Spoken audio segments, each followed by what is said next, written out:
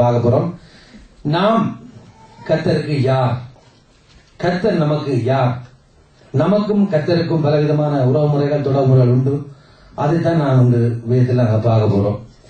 நாங்கள் ஆராதிக்கிற தேவன், அதாவது கர்த்தராகிய இயேசு, அவருக்கு நாம் யார், கர்த்தர் நமக்கு யார் என்ற அந்த உறவு முறைகள் தொடர்புகளை நாங்கள் வேதத்திலிருந்து சில வசனங்களை வைத்து நாங்கள் வாசிக்க போகிறோம். இந்த உலகத்தில் ஒவ்வொரு மனிதனுக்கும் பல விதமான உறவு முறைகள் தொடர்புகள் இருக்கிறது, சொல்லப்படுகிறது தெரியும். இன்றைக்கு நாம் பார்க்க போறது, நாம் கர்த்தருக்கு யார், கர்த்தர் நமக்கு யார் என்ற என்ன தொடர்பு இருக்கிறது என்பதை பார்க்க போறோம். நாம் சொல்லுவோமானால் அவர் நம் ரட்சகர், நம் பரிகாரி, நம் தேவன், நம்முடைய ஆண்டவர், நம்முடைய சமாதான பிறவு, நம் அடைக்கலம் கோட்டை என்று பலவிதமா நாங்கள் சொல்லி அவரை துதித்து பாடுகிறோம். ஆனா இன்று நாங்கள் வித்தியாசமாக நாங்கள் பார்க்க போற காரியம் அது வேறுபட்டது. என்னென்று சொன்னால், முதலாவதாக நாங்கள் பார்க்க போறோம், கர்த்தர் நமக்கு மேய்ப்பராய் இருக்கிறார், நாம் அவருடைய ஆடுகளாய் இருக்கிறோம். நாங்கள் ஒரு 23 சங்கீதத்தை நாங்கள் வாசிக்க போறோம். முதல் அவசரத்தை இதுல போடுவார்கள், சவரனும் வாசிப்பை நீங்க பார்த்துக் கொள்ளுங்கள். கர்த்தர் நமக்கு மேய்ப்பராய் இருக்கிறார், நாம் அவருடைய ஆடுகளாய் இருக்கிறோம். முதலாவதாக நாங்கள் அந்த காரியத்தை தியானிக்க போறோம்.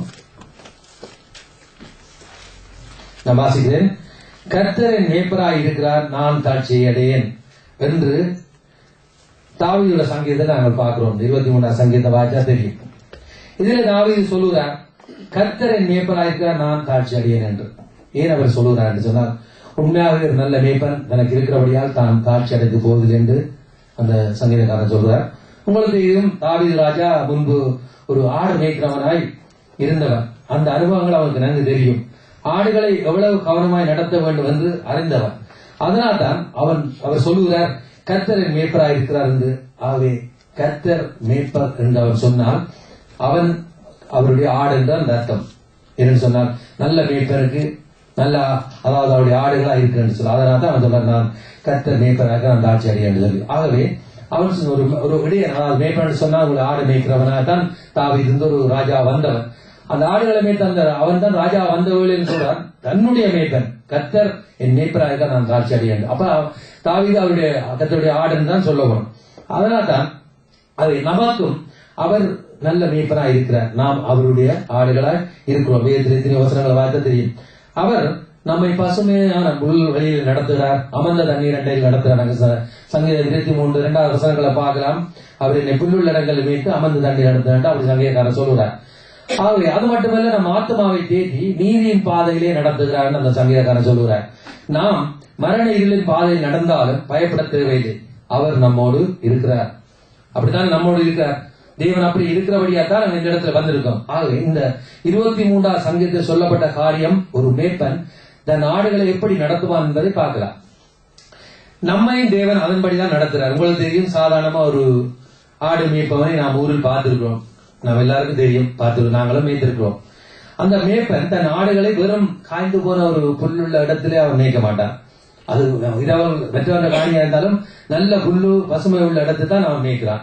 அதன் பிறகு அந்த ஆடுகளை நடத்தி சென்று சூடான ஒரு திரவு கொண்டே ஒரு தண்ணியை அவன் குடிக்க கொடுக்க மாட்டான். நல்ல குளிர்ந்த நீரோடையை கொண்டு போய்த்தான் அந்த ஆடுகளை அவன் அப்படியாக தட்டி கொடுத்து ஆடுகளுக்கு அந்த தண்ணியை அவன் குடிக்க கொடுக்கான்னு தெரியும். நாங்கள் விசமோடு முரசு கோட்டையில தமிழ் செய்தவர்களுக்கு தெரியும். அந்த ஆத்துல அந்த குளிர்ச்சியான அந்த மரம் நல்ல தண்ணி குளிர்ச்சியா போற வழியிலும் அப்படியா கொண்டே அந்த மேய்ப்பன் ஆடுகளை மேய்க்கிறவன் நடத்துவார்.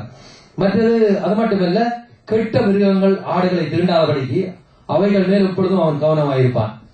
அவன் தன்னுடைய சொந்த வீட்டு ஆடா இருந்தாலும் சரி, அல்ல கூலிக்கு ஆடை மேய்ப்பனா இருந்தாலும் அவனுடைய பொறுப்பு அந்த ஆடுகளை மேய்ப்பது. ஆகவே அந்த மிருகங்கள், காட்டு மிருகங்களோ விநாயகங்களை திருண்டாதபடிக்கு அப்படியாக அதை நடத்துறவனாக இருப்பான். ஏதாவது ஒரு ஆட்டுக்குட்டி சிலவேளை தடுக்கி பள்ளத்தில் விழுந்து கதறும் போது அதை தேடி கண்டுபிடித்து தன் கையால் தூக்கி வைத்து தடவி கொடுத்துருக்கார். நாங்களும் அப்படியா சின்ன ஆட்டுக்குட்டியால் விழுந்த வழியில இவ்வளவு ஆசையா நாங்கள் ஊச்சியெல்லாம் செய்திருக்கோம், எல்லாருக்கும் தெரியும். ஆகவே அப்படித்தான் ஒரு மேய்ப்பன் இருப்பார். அதே போலதான் நம்முடைய ஆண்டவர் இருக்கிறார்.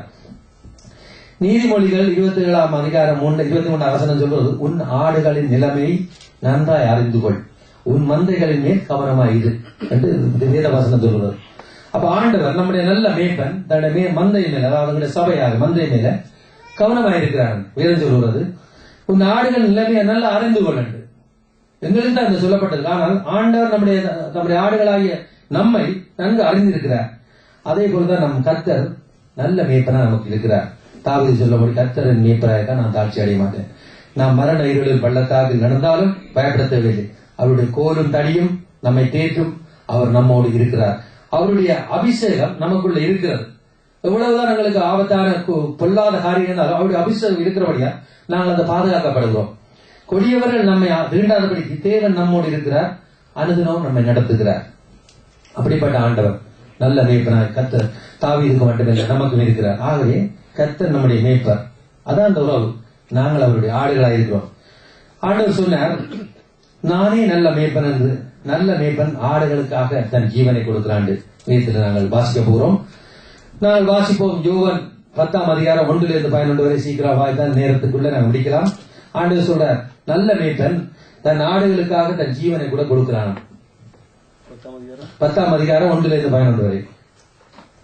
மெய்யாகவே மெய்யாகவே நான் உங்களுக்கு சொல்கிறேன், ஆட்டு தொழுவத்துக்கும் வாசல் வழியாய் பிரவேசியாமல் வேறு வழியாய் ஏறுகிறவன் கள்ளனும் கொள்ளைக்காரனுமாய் இருக்கிறான். வாசல் வழியாய் பிரவேசிக்கிறவனோ ஆடுகளின் மேய்ப்பனாய் இருக்கிறான். வாசலை காக்கிறவன் அவனுக்கு திறக்கிறான். ஆடுகளும் அவன் சத்தத்துக்கு செவி கொடுக்கிறது. அவன் தன்னுடைய ஆடுகளை பெயர் சொல்லி கூப்பிட்டு அவைகளை வெளியே நடத்தி கொண்டு போகிறான். அவன் தன்னுடைய ஆடுகளை வெளியே விட்ட பின்பு அவைகளுக்கு முன்பாக நடந்து போகிறான். ஆடுகள் அவன் சத்தத்தை அறிந்திருக்கிறபடினால் அவனுக்கு பின் செல்லுகிறது. அந்நியனுடைய சத்தத்தை அறியாதபடினால் அவைகள் அந்நியனுக்கு பின் செல்லாமல் அவனை விட்டோடிப்போம் என்றார்.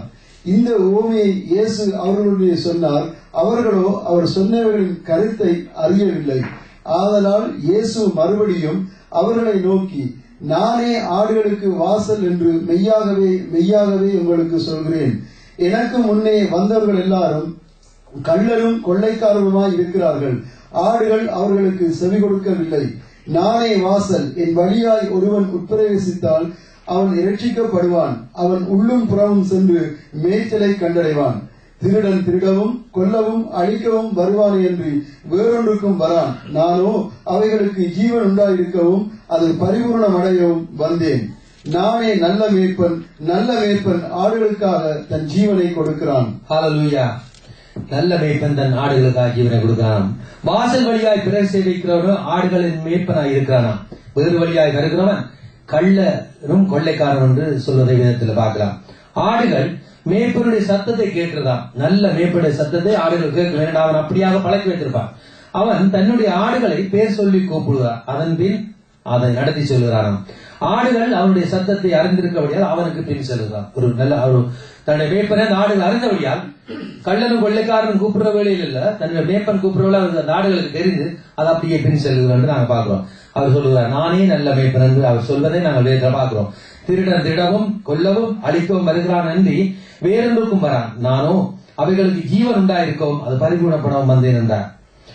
யோவான் 10:12 சொல்லப்படுகிறது, மேய்ப்பனா இராதவனும் ஆடுகள் தனக்கு சொந்த மல்லாதவனாய கூலியால் ஓனாய் வருகிறதை கண்டு ஆடுகளை விட்டு ஓடி போகிறானா.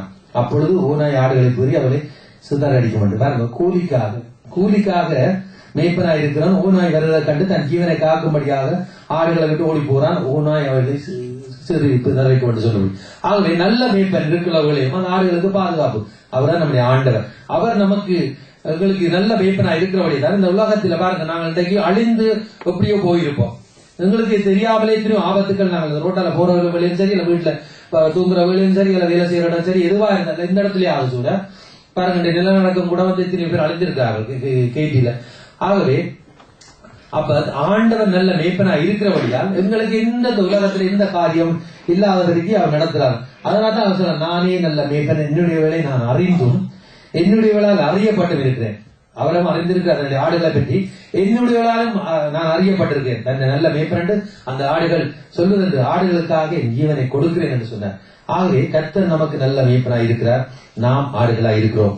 நமக்காக தன் ஜீவனை கொடுத்த அந்த நம் ஆண்டவருடைய சத்தத்தை அந்த ஆண்டவருடைய சத்தம் நாங்கள் அறிந்திருக்கோம். அதே போல நம்முடைய ஆண்டவரும் எங்களை அறிந்திருக்கிறபடியா ஆகையால் அவரின் சத்தத்துக்கு நாங்கள் செவி கொடுத்து அவரின் பின்னே செல்வோமாக இந்த உலகத்தில் உள்ள எந்த உயிர் நாய்களாக இருந்தாலும் நாம் தப்பித்துக் கொள்வோம். இல்லையெனில் நம்மை கடித்து அவர்கள் குதறி விடுகிறார்கள். எவரை விழுங்கலாம் என்று கட்சிக்கிற சிங்கம் போல சத்துரு வகை தேடி திரிகிறான் உங்களுக்கு தெரியும். நாம் நடக்க முடியாமல் தவித்தாலும் நம்மை தோளில் போட்டு சுமக்கிற நல்ல மேய்ப்பன் நமக்கு இருக்கிறார். நொண்டி ஆடுகளை கரவல் ஆடுகளை மெதுவாய் நடத்துற நல்ல மேய்ப்பன் நமக்கு இருக்கிறார். உங்களுக்கு தெரியும், ஒரு தொழுவத்துல மந்தையில ஆடுகள் நிறைய இருந்து நல்ல கொழுத்த ஆடுகள், அதாவது கருப்பும் வெள்ளை உள்ள புள்ளி உள்ள ஆடுகள் உங்களுக்கு தெரியும். அது துள்ளி குதித்து என்ன விட்டா யாரும் இல்லை என்று கூட துள்ளி தெரியும். நாங்கள் அதை கூட இந்த கொம்ப மடக்கி எத்தனை காரியங்களை செய்கிறோம். எனக்கு அந்த அனுபவங்கள் இருக்கு. அதே போல நொண்டி ஆடு, சில ஆடுகள் அப்படி விழுந்து நோக்கி நொண்டியா இருக்கும். அப்ப அந்த மேய்ப்பனானவன் அந்த ஆடுகளை நிறுத்துகின்ற வழியில அதுக்கு அந்த நொண்டி ஆடுகளுக்கு தக்கவாறுதான் அவன் நடந்து சொல்றான். அதை கட்டி ஓடு ஓடு மற்ற ஆடுகள் சொல்ல மாட்டான். மற்ற கரவல் ஆடுகள் என்று சொன்னா உங்களுக்கு தெரியும். கரவல் ஆடுகள் குட்டி போட்ட ஆடுகள், குட்டிகளுக்கு பால் கொடுக்கிற அந்த ஆடுகளை மெதுவா தான் அவன் நடத்துவான். என்றால் அது சாதாரணமான ஆடுகள் இல்லை, அது கரவல் ஆடு, குட்டி போட்ட ஆடு. அப்ப அதே மாதிரி நம்முடைய ஆண்டவர் நாங்கள் விழுந்து போனாலும் சரி, நொண்டி நொண்டி குந்தி குந்தி விழுந்தாலும் அல்ல கரவல் ஆடுகளை போல மெதுவாக எங்களால் முடியாத இருதயத்தில உள்ளத்துல காயத்தோடு இருக்கிறவன் சொன்னால் எங்களை தட்டி கொடுத்து மெதுவா நடக்கிறவர்கள். அல்லது நாங்கள் சில வேளை பெருமையினாலே நான் என்னை விட அழகில்லை என்று சொல்லி அந்த நாங்கள் அப்படியாக என்னை விட்டு ஒன்றுமில்லை என்று சொன்னாலும் எங்களையும் அவர் பொறுமையோடு நடத்துறார். சின்ன அந்த குட்டி ஆடுகள் இந்த சமூகத்துல வந்து போகுது, சின்ன பிள்ளைகள் கூட அந்த குட்டி ஆடுகள் வைப்போம், அவர்கள் கூட இந்த இடத்தை செய்த கூட ஆண்டவர் எந்த காரியத்தையும் கோபம் இல்லாத அந்த ஆடுகளையும் அவர் நடத்துகிற தேவனாயிருக்கிறார். ஆகவே கர்த்தர் நமக்கு மேய்ப்பனாயிருக்கிறார். நாம் அவரின் ஆடுகளாய் இருக்கிறோம். அவர்களை கடினமாய் நடத்த மாட்டார். உங்களுக்கு தெரியும், மந்தை என்று சொன்னா சபை, நம்ம ஆடுகள், அதாவது ஆடுகள் என்று சொன்னால் அது விசுவாசிகளை குறிக்கிறது. கர்த்தர் நம்முடைய மேய்ப்பன், அவரா நம்முடைய ஆண்டவராயிருக்கிறார். சங்கீதக்காரர் 95:7 சொல்லுகிறார், அவர் நம்முடைய தேவன், நாம் அவர் மேய்ச்சலின் சரங்களும் அவர்கள் கைகளுக்குள்ள ஆடுகளுமாமே என்று இந்த வேத வசனம் சொல்லுகிறது. ஆகவே எங்களை மெதுவாய் நடத்துற நம்ம ஆத்மா தேற்றுற நல்ல மேய்ப்பன் நமக்கு இருக்கிறார். நல்ல மேய்ப்பன் குரலை கேட்பேன், நாளும் பின்தொடர்வே. நல்ல மேய்ப்பன் குரலை கேட்பேன், நாளும் பின்தொடர்வே. தோளில் அமர்ந்து கவலை மறந்து, தோளில் அமர்ந்து கவலை மறந்து தொடர்ந்து பயணம் செய்வேன், தொடர்ந்து பயணம் செய்வேன். எனது தலைவன் இயேசுராஜன் மார்பில் சாய்ந்து சாய்ந்து மகிழ்ந்து மகிழ்ந்திருப்பேன். பசும்புல் மேய்ச்சல் அமர்ந்த தண்ணீர் அழைத்து செல்பவரே. பசும்புல் மேய்ச்சல் அமர்ந்த தண்ணீர் அழைத்து செல்பவரே. ஆத்துமாவை தினமும் தேற்றி, ஆத்துமாவை தினமும் தேற்றி அழைத்து செல்பவரே, அழைத்து செல்பவரே. நம்மளை பசும்புல் மேய்ச்சல் நடத்துற தேவன், நல்ல மேய்ப்பன் குரலை கேட்பேன், நாளும் பின்தொடர்கிற அந்த பக்த பாடினது போதுதான் அவர் சொல்லியிருக்கார், என்னுடைய ஆடுகள் என்னுடைய சத்தத்தை அறிந்திருக்கிறது, அந்த ஆடுகளும் என்னை அறிந்திருக்கிறது, நானும் அறிந்திருக்கிறது, அதன் பின் சினை வருது. ஆகவே நான் முதலாவது பார்த்த காரியம், கர்த்தர் நல்ல மேய்ப்பராக எங்களுக்கு இருக்கிறார், நாம் அவருடைய ஆடுகளா இருக்கிறோம். இரண்டாவதா நாங்கள் பார்க்க போகிறோம், கர்த்தர் நமக்கு முதலாளியா இருக்கிறார், நாம் அவரின் உடன் வேலையாட்களா இருக்கிறோம். 1 கொரிந்தியர் 3:9 நான் வாசிக்கிறேன். நாங்கள், நீங்கள் அதில் போடும் பொழுது நாங்கள் 1 கொரிந்தியர் 3:9 நாங்கள் தேவனுக்கு உடன் வேலையாட்களாய் இருக்கிறோம் என்று வேதவசனம் சொல்லுகிறது. நாங்க பார்க்க போறோம். இரண்டாவது காரியம், கர்த்தர் நமக்கு முதலாளியாய் இருக்கிறார், நாம் அவரின் உடன் வேலையாட்களாய் இருக்கிறோம். உங்களுக்கு தெரியும், உடன் வேலையாட்கள் என்றால் அவர் சொல்லும் வேலைகளை செய்கிறவர்கள், அவருடைய பண்ணையிலே வேலை செய்கிறவர்கள். நாங்கள் அதாவது இப்ப ஒரு கம்பெனியில நாம் வேலை செய்யும் போது பலவிதமான வேலையாட்கள் அங்க இருக்கிறார்கள். ஒவ்வொருவருக்கும் ஒவ்வொரு வேலை கொடுக்கப்பட்டிருக்கும். முதலாளி இருப்பார், எம்டி என்று சொல்வார்கள், முதலாளி இருக்கிறார்கள், மேனேஜர் இருக்கிறார்கள், செக்ரட்டரிமா இருப்பார்கள், டெப்யூட்டி இருக்கா, பிஓமா இருக்கா, வாட்ச்மேன் என்று இப்படியாக கம்பெனி, அதுல ஒரு முதலாளி இருக்கு. அதே போலதான் சபையாகிய இந்த தேவனுடைய பண்ணையிலே மந்தையிலே அவர் எங்களுக்கு முதலாளியா இருக்கிறார். அவர் எங்களை ஒவ்வொருவருக்கும் வேலை எங்களுக்கு கொடுத்திருக்கிறார். இந்த கம்பெனியில முதலாளி ஒவ்வொருவருக்கும் ஒவ்வொரு வேலையை கொடுத்திருப்பார். அதுக்குரிய சம்பளத்தை கூலியா அந்த முதலாளி கொடுக்கிறார். அது அது ஒருவருக்கு என்று அது இருக்கிற தகுதியை பொறுத்து அந்த சம்பளம் கிடைக்கிறது. நாமும் தேவனுடைய உடன் வேலையாக்கள், அவருடைய வேலையை செய்யும்படி அழைக்கப்பட்டவர்கள். நாங்கள் வாசிக்க போறோம், சீக்கிரமா எடுத்து மத்தேயு 9ஆம் அதிகாரம் 37-38. என்று சொன்னால் அவர் முதலாளியா இருக்கிறார், நாங்கள் உடன் வேலையாக்கள். அவருடைய சொல்லுற அவருடைய மந்தையிலே அவருடைய பண்ணையிலே நாங்கள் வேலை செய்யற உடன் வேலையாக்கள். ஆக நாங்கள் வாசிப்போம் இந்த வசனத்தை. தம்முடைய சீசர்களை நோக்கி, அறுப்பு மிகுதி, வேலையாட்களோ கொஞ்சம். ஆதலால் அறுப்புக்கு எஜமான் தமது அறுப்புக்கு வேலையாட்களை அனுப்பும்படி அவரை வேண்டிக் கொள்ளுங்கள் என்றார். ஹல்லேலூயா. சில பேர்கள் அறுப்பு மிகுதி, வேலையாட்கள் கொஞ்சம், அறுப்புக்கு வேலையாட்களை அனுப்பும்படி வேண்டிக் கொள்ளும் என்று கர்த்தர் சொல்கிறார். ஏன்னா அவர் உங்களுக்கு தெரியும், ஆண்டவர் திரளான ஜனங்களை கண்டபொழுது அவர்கள் மேய்ப்பர் இல்லாத ஆடுகளைப் போல தொய்ந்து போனவர்களும் சிதறடிக்கப்பட்டவர்களுமாய் இருந்தபடியால் அவர்கள் மேல் அவர் மனதுருவினபடியால் இப்படி சொல்லுகிறார், அந்த ஜனங்களுக்கு சுவிசேஷம் சொல்லும்படியாகவும். என்ற ஆண்டவர் இந்த பூமியில 33 வருடங்கள் வாழ்ந்து 1.5 வருடங்கள் தேவனுடைய பிதாவுடைய அந்த ராஜ்யத்தின் சுவிசேஷத்தை அப்படி சொல்லி சீசர்களை உருவாக்கி அப்படியாக கடந்து சென்ற ஆண்டவர் அவர்தான் சொல்லுகிறார், அந்த பூமியில இருக்கிறவர்களே அந்த தொந்து போன இஸ்ரவேல் ஜனங்களை கண்டபொழுது தொந்து போனோம் சிதறடிக்கப்பட்டவர்கள் அவர்களுக்கு தேவனிடத்துல கொண்டு வருவது ஆக்கள் இல்லை. அதனால தான் சொல்லுகிறார், அறுப்பு மிகுதி, வேலையாட்கள் கொஞ்சம். அதனால் அறுப்புக்கு எசமான் தமது வேலையாட்களை அனுப்பும்படி வேண்டிக் கொள்ளுங்கள் என்று சொல்லி. இன்றைக்கு இந்த உலகத்திலே தேவனை அறியாத ஜனங்கள் எத்தனை பேர் வாழ்கிறார்கள். அவர்களும் தொய்ந்து போனவர்களும் சிதறடிக்கப்பட்டவர்களுமாய் வாழ்கிறார்கள். பாவத்தினாலே பிடிபட்டு பிசாசின் அடிமத்திலே பிடிபட்டு எப்படி விடுபட முடியும் என்று தெரியாம இருக்க, யார் என்னை விடுதலை செய்வான்னு தவிக்கிறார்கள்.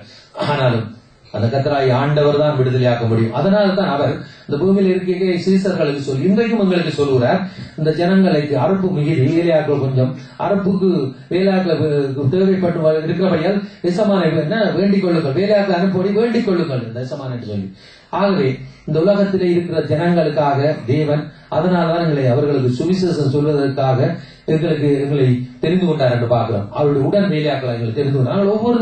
ஒவ்வொருவரும் உடன் வேலையாக்கள் தான். ஏதோ சபையில் இருக்கிற ஒரு பாஸ்டரோ மூப்பரோ உடன் வேலையா ஊழியக்காரன் இல்ல, எல்லாரையும் தான் தேவனுடைய நாங்கள் அவர் முதலாளியா இருக்கிறபடியால் அவருடைய வேலை செய்யும்படியாக அழைக்கப்பட்ட உடன் வேலையாக்கள். அதனால் தான் அவர் சுவிசேஷம் சொல்வதற்கு ஆட்கள் இல்லை.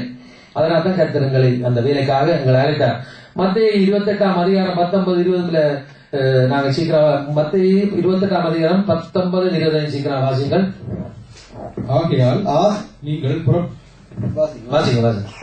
ஆகையால் நீங்கள் புறப்பட்டு போய் சகல ஜாதிகளையும் சீசராக்கி பிதா குமாரன் பரிசுத்த ஆவியின் நாமத்தினாலே அவர்களுக்கு ஞானஸ்நானம் கொடுத்து நான் உங்களுக்கு கட்டளையிட்ட யாவையும் அவர்கள் கைக்கொள்ளும்படி அவர்களுக்கு உபதேசம் பண்ணுங்கள்.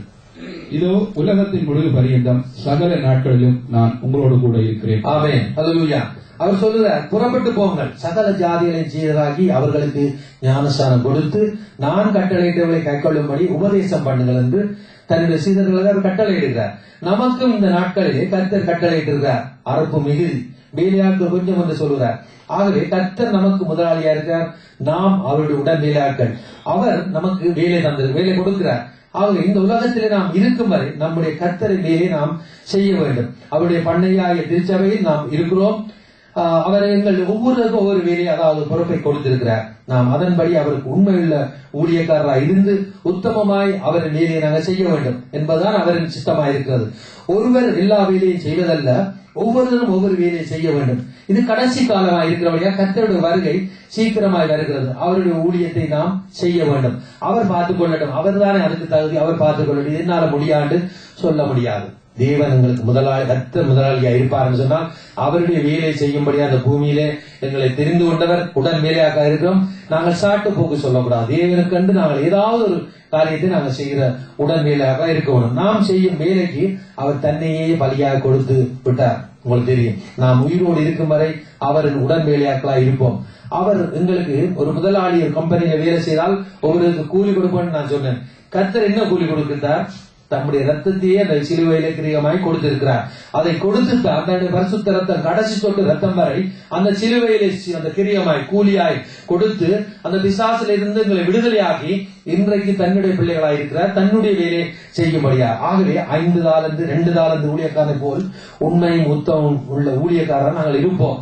அந்த ஒரு தாளந்து ஊழியக்காரன் போல அப்படியே புதத்தி வச்சுட்டு வந்தோம் போனவன் இல்லாதபடிக்கு தேவன் அவர் முதலாளி, கர்த்தர் முதலாளியா இருப்பார்னு சொன்னால் அவருடைய உடன் வேலையாக நாங்கள் இருக்கிறோம். அவருடைய காரியத்தை நாங்கள் செய்வோம், கர்த்தருக்காக செய்வோம். அவர் வரும்போது அதன் பலன் நமக்கு கிடைக்கும். நாங்கள் உண்மது, உடுப்பது, உறங்குவது எல்லாம் அவர் கொடுக்கிறார். மத்திய 20ஆம் அதிகாரம் 8 to 16 வரை நாங்கள் சீக்கிரமா வாசிக்க போறோம். மத்திய 20ஆம் அதிகாரம் 8 to 16. சாயங்காலத்தில் திராட்சை தோட்டத்துக்கு எஜமான் தன் காரியக்காரரை நோக்கி, நீ வேலையாட்களை அழைத்து பிந்தி வந்தவர்கள் தொடங்கி முந்தி வந்தவர்கள் வரைக்கும் அவர்களுக்கு கூலி கொடு என்றான். அப்பொழுது 11ஆம் மணி வேளையில் வேலையமர்த்தப்பட்டவர்கள் வந்து ஆளுக்கு ஒவ்வொரு பணம் வாங்கினார்கள். முந்தி அமர்த்தப்பட்டவர்கள் வந்து தங்களுக்கு அதிக கூலி கிடைக்கும் என்று எண்ணினார்கள். அவர்களுக்கு ஆளுக்கு ஒவ்வொரு பணம் வாங்கினார்கள்.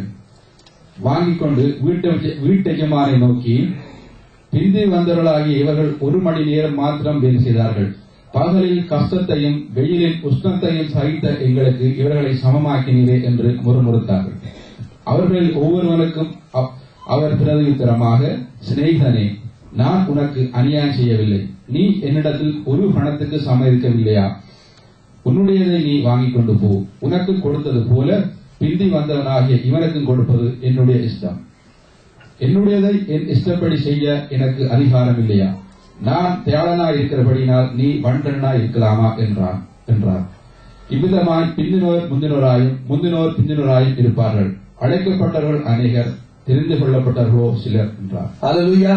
நாம் அவரின் உடன் வேலையாட்கள். அவர் சொன்னதை செய்து அவர் கொடுப்பதை நாங்கள் வாங்க வேண்டும். இந்த வார்த்தைகள் நாங்கள் அடிக்கடி வாசிப்போம். முந்தி வந்தவர் பிந்தி வந்தவர் என்ற தர்க்கம் இல்லாமல் நமக்குரிய நாம் வைத்து பொறுப்பாய் நடந்து கொள்ள வேண்டும்.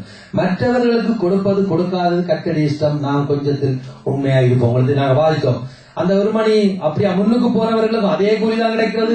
பிறகு கொஞ்ச நேரத்துக்கு போனவர்கள் அதே கூலிதான் கிடைக்கும். ஆனால் அது முதலாளியுடைய இஷ்டம். ஏனென்று சொன்னா அவருக்கு அந்த வேலை முடிய வேண்டும். அதற்காக அவர் அழைத்திருக்கிறார். நாங்கள் எங்களுக்கென்று பேசி கொடுக்கப்பட்ட அந்த கூலியை பெற்றுக் கொள்ள வேண்டும். பிந்தி வந்தவரோட என்ன பேசப்பட்டதோ, எந்த நேரம் அழைக்கப்பட்டதை பற்றி நாங்கள் பார்க்க தேவையில்லை. உங்களுக்கு தெரியும், லூக்கால இருக்கு ஜோவான் வந்து அந்த ராணுவ வீரர்களோட கேட்கிறார்கள், நாங்கள் என்ன செய்ய வேண்டும் என்று. நீங்கள் உங்களுக்கு என்று கொடுக்கப்பட்ட கூலிகளை பெற்றுக்கொண்டு நீங்கள் உங்களுக்கு பேசாருங்க, மற்ற காரியம் வேண்டாம். அதே போலதான் நாங்கள் இந்த மத்திய 20ஆம் அதிகாரம் 8 to 16 வாசித்த பகுதி போலதான் நம்முடைய கருத்தை. நான் இன்றைக்கு 10 வரியமா இருக்கணும், 1 வரியமா இருக்கணும், அந்த பிரச்சனை சபையில வந்தோம்.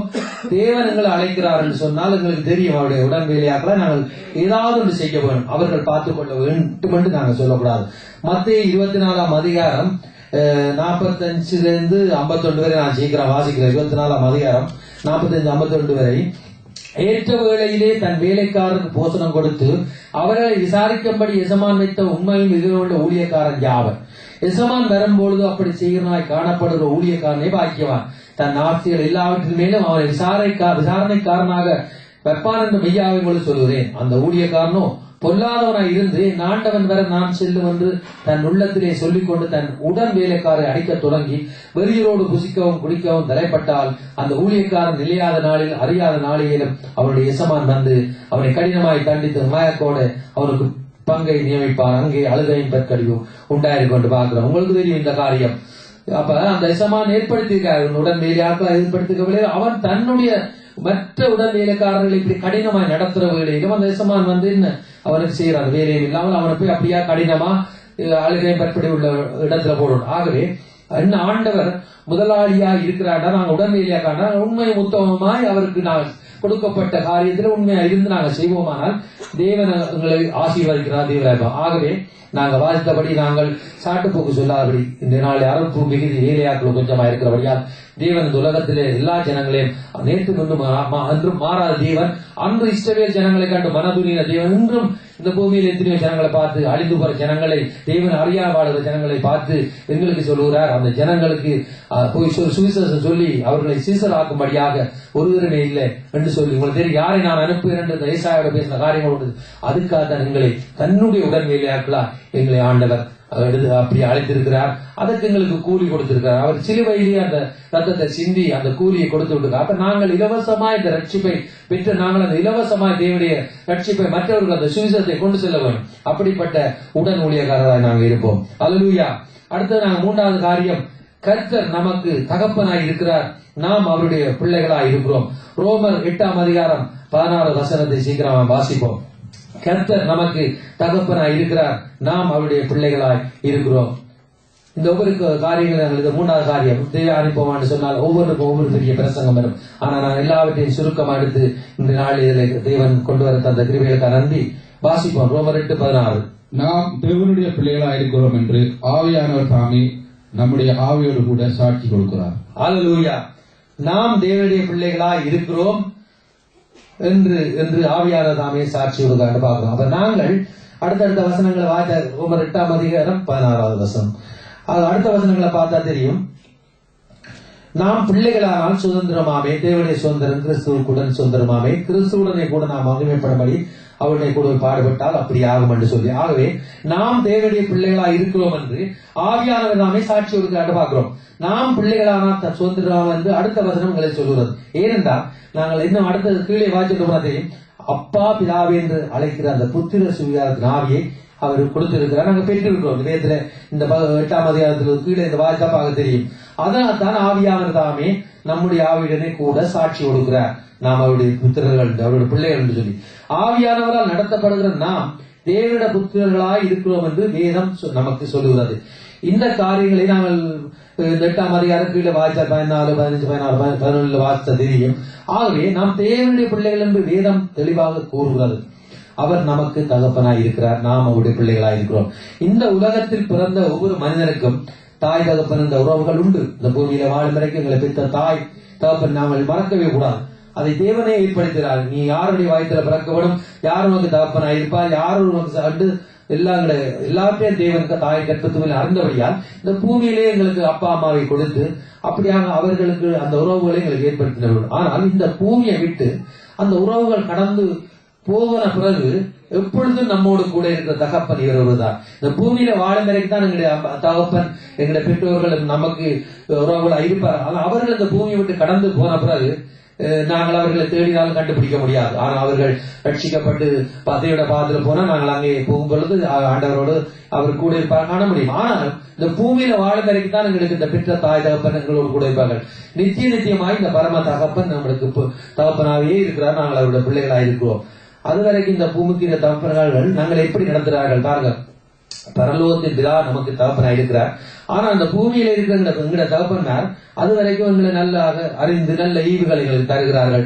நாம் நல்ல உணவு உண்ண வேண்டும், நல்ல உடைகள் உடுக்க வேண்டும், நன்றாய் படிக்க வேண்டும், நல்ல ஆரோக்கியமாய் இருக்க வேண்டும், நல்ல பிள்ளைகளாய் இருக்க வேண்டும் என்று அவர்கள் நாள் பொழுதும் நமக்கு பிரயாசப்படுகிறார்கள், பாடுபடுகிறார்கள், வேலைக்கு செல்கிறார்கள், புத்தி சொல்கிறார்கள், ஆளுநர் சொல்லி நல்ல பிள்ளையாய் இருக்கணும்னு அவர்கள் சொல்லுகிறார்கள்.